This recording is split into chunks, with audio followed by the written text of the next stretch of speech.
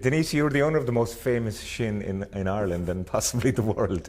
There was a time in the build-up to the first game that was all anyone was talking about. How did you feel about that?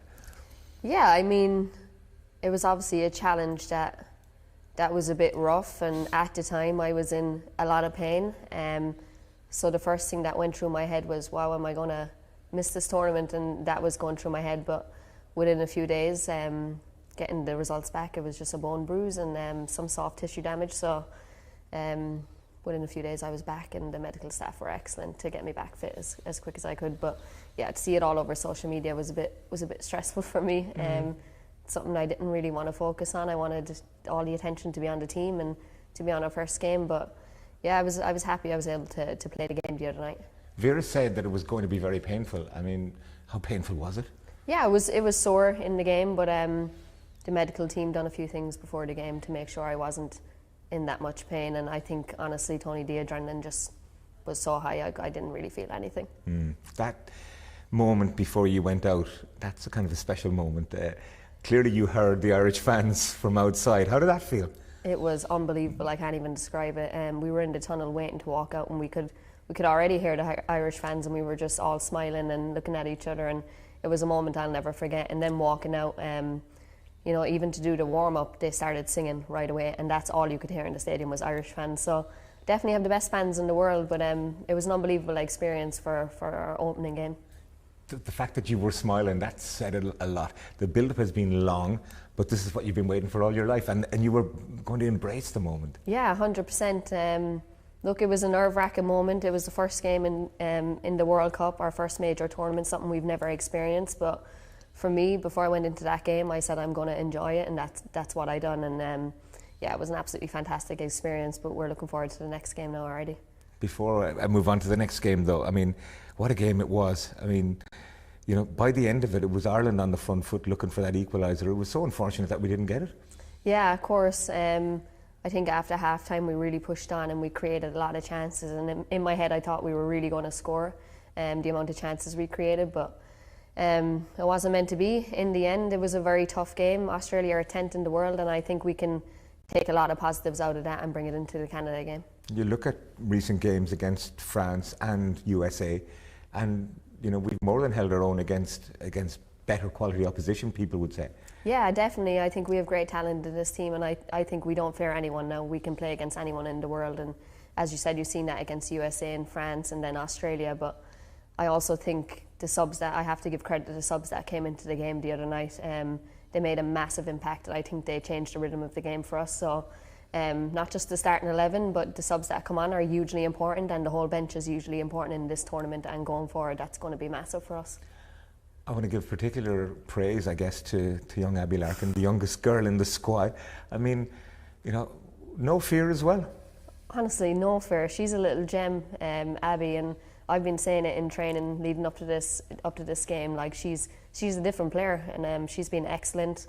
And coming into the game, it's a lot of pressure for an 18-year-old, your first World Cup game, but she took it in her stride and she came on, and yeah, she was absolutely fantastic. So I'm really happy for her. When you were her age, though, getting to a World Cup was an impossibility, was it?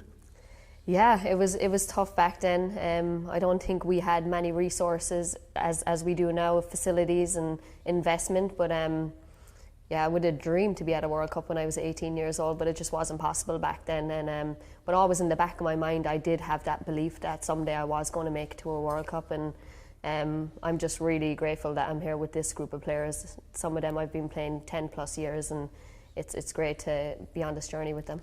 What you have done, though, for the likes of Abbie and other girls coming through is given her the potential to appear at major championships, not just once, not just twice, maybe multiple times. Yeah, and I think that's the most important thing to come out of this. I think we're paving the way for the next generation, and for Abbie Larkin and players like that to be able to be at major tournaments. And I think now that we're at that standard, I think as a group of players and as a senior player, I want to keep pushing that standard and you know, keep creating those dreams for the next generation. What can we do to take more control of the game earlier in the game rather than in the last 10, 15, 20 minutes? Yeah, I think obviously in an opening game of your first major tournament, there's going to be some nerves. So I think the first 10 minutes that really showed that there was nerves in the team, and after that, we were absolutely fine. But I think just going forward, I think as a whole unit, I think we can just clean up that a bit and create more opportunities going forward, you know. So in the attacking third, just hold up the ball better.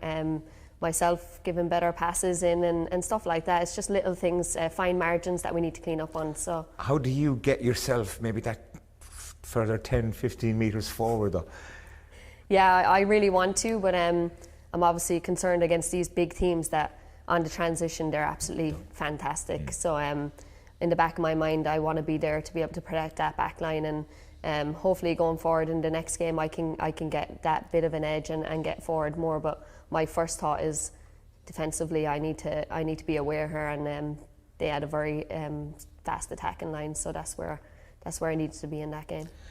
And can we get Katie further forward as well? I know her role is very specific, you know, as the wing back, but her corners, you know, the way she got herself forward late in that second half as well, she's remarkable.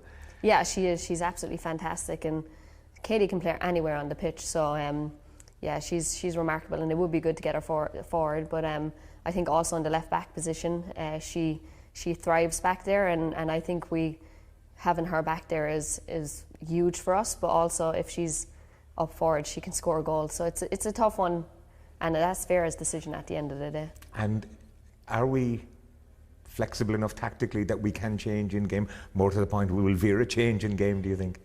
Yeah, I think we have a lot of players that can go into a lot of positions. I think the squad is very deep in that sense, but as I said, I don't really know, and I think that's for Vera to make a decision on.